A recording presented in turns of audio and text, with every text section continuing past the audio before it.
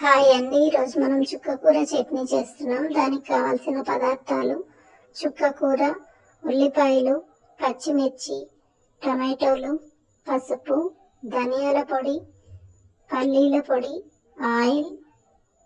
దీని ప్రాసెస్ ఏంటో చూసేద్దామా? వచ్చేసేయండి వీడియోలోకి. ముందుగా స్టవ్ వెలిగించుకొని కడాయి పెట్టుకోవాలి. కడాయిలో వేడెక్కాక 2 టేబుల్ స్పూన్స్ ఆయిల్ వేసుకోవాలి. అందులో ఆవాలు జీలకర్ర వేయాలి. ఆవాలు జీలకర్ర వేగిన తర్వాత వెల్లుల్లిపాయలు వేసుకోవాలి దంచి.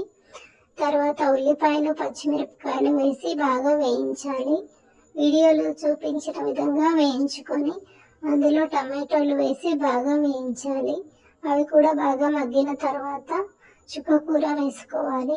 చుక్కకూర బాగా ఉడికిన తర్వాత అందులో పసుపు, ఉప్పు వేసుకొని ఉడికించాలి.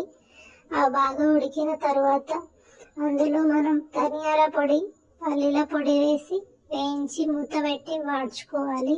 అది బాగా ఉడికిన తర్వాత స్టవ్ ఆఫ్ చేసేసుకొని సర్వ్ చేసుకోవడమే అండి. ఈ వీడియో కనుక మీకు నచ్చితే లైక్ చేయండి, షేర్ చేయండి, సబ్స్క్రైబ్ చేయండి. Thank you all.